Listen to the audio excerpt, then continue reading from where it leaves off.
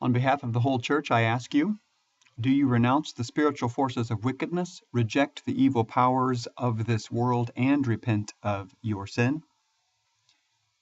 Do you accept the freedom and power that God gives you to resist evil, injustice, and oppression in whatever forms they present themselves?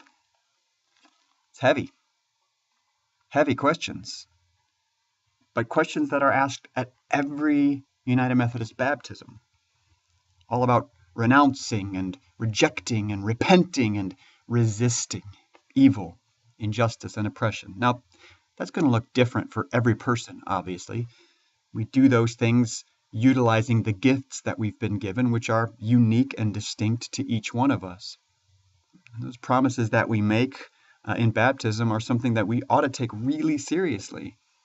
We ought to look at our lives and see how exactly we are renouncing and resisting and rejecting and repenting. This week, I've been thinking a lot about those kids who walked out of school yesterday. Yesterday was Wednesday, March 14th.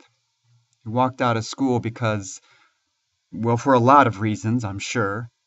Some because they're scared of getting killed during the school day by one of their acquaintances.